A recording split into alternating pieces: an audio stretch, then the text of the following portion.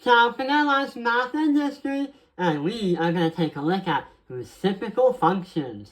So this video is going to be a review, and we're just going to not speed run, but go through all the things that we'll need to know for the next video.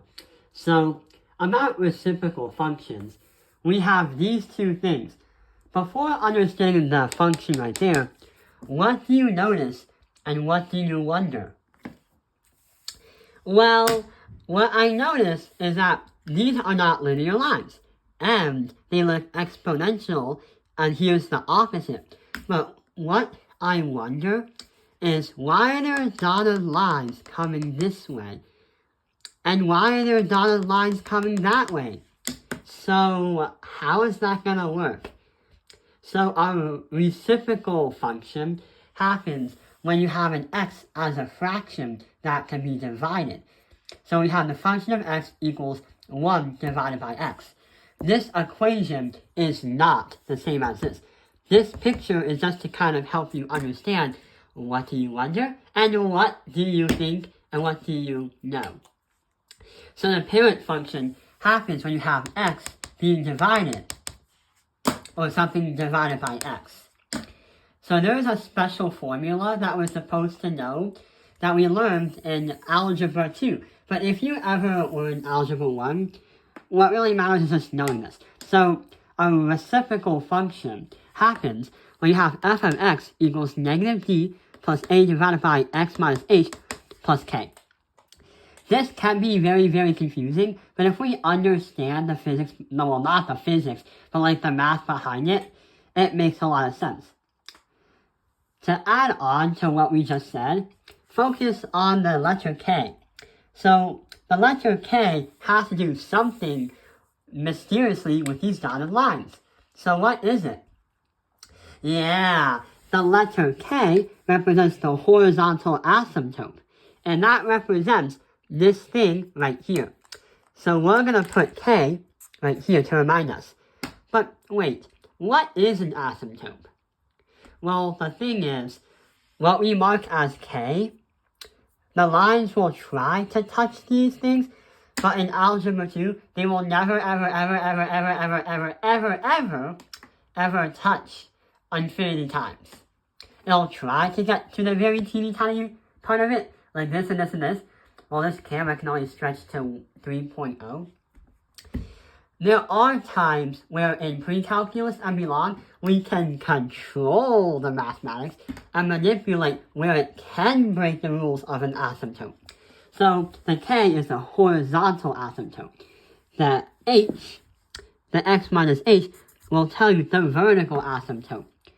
So the vertical asymptote is literally the one going up and down, sliding across the x-axis. So the vertical asymptote is right here, as denoted as the letter lowercase h.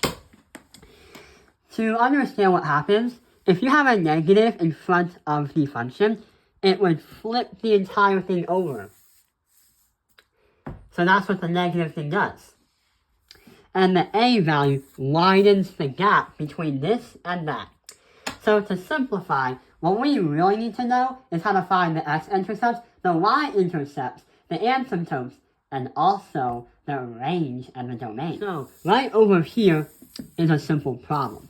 So what really happens is here is an example of a reciprocal function, where something or somewhat is being divided by some kind of numerator.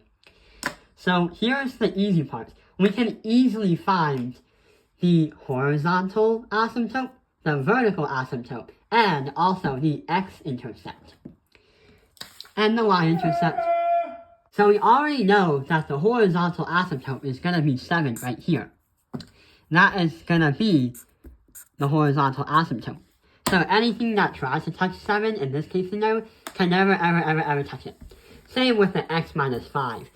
For the x, to find the asymptotes, you have to force this thing to equal 0, because everything divided by 0 cannot work, and you can't really prove it. The idea is if you have an OK, it's fine, but if you have a KO, in mathematics, it means knockout, ding, ding, ding. So, what we have to do is, even though we can't understand what an undefined number is by proving it, we can force it. So we can say 5. So what really happens is we can say the vertical asymptote is going to be at x equals 5, the x line. Now we have to think about the x-intercept. So how do you find the x-intercept in this equation? So to find the x-intercept, just like the coordinates, how we can say x has to be some kind of number right here, and the y has to be 0. So what we have to do for the y is to put 0 into the equation right here. So if you do 0 equals 1 divided by x minus 5 plus 7, there will be decimals in the reciprocal functions when it can be an x or y intercept. So it's a great idea to use a calculator. So I already calculated it. It's going to be 34 divided by 7, comma 0. And that is the x-intercept. For the y-intercept, what you have to do is place 0 in for x and see what happens. So 0 minus 5 is negative 5. And 1 divided by negative 5 plus 7. We can say that there's some kind of fraction. And I'm going to say that there is 6 as a whole number. And minus 1 divided by 5. We can say 5 divided by 4 divided by 5. It's hard to do fractions mentally. So that is going to be the y-intercept. So I wouldn't be surprised if your teacher says you can use a calculator, because clearly it's hard to do that just by muscle memory, the whole arithmetic part of it. But now we gotta think about, what about the domain and the range? What? So here is another problem we have to figure out.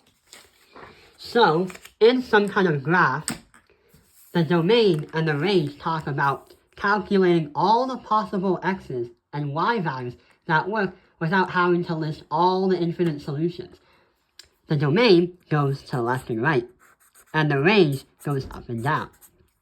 And what it really does is it really measures not only all possible solutions that can work, but the minimum and the maximum of where the things are constrained.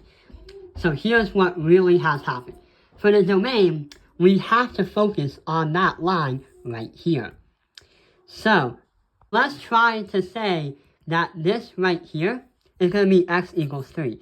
So we can say So to find the domain, we have a 3 as our x, and we're focusing on the x-axis. So we're going to go left and right. So negative infinity to 3 is going to be union with 3 to positive infinity. The reason why? 3 is our asymptote, but the idea is that the lines that go towards the 3 are going to try and touch, but they'll never ever touch. So that is going to be our domain. Our range is going to function the same way, or work like the same way, where instead of 3, we focus on 7, because y focuses on up and down. So what really happens is we say negative infinity to 7, and then it's going to be union with 7 to positive infinity. The same idea too. What about this? So to find the range, because you already know how to find the domain, what we have to do is set this to the exact opposite. So we have f of x as a negative 1 is going to equal 3 divided by y minus 7. But what really happens is x is going to equal to 3 divided by y minus 7. And you go from there. And we're going to talk about that in a different video, because it's a little bit more steps than the last one, where you just read a number and kaboom, you got the answer. So yeah, I hope this video has helped you understand reciprocal functions. Thank you for watching Cal Penguin's Math Industry. Like and subscribe.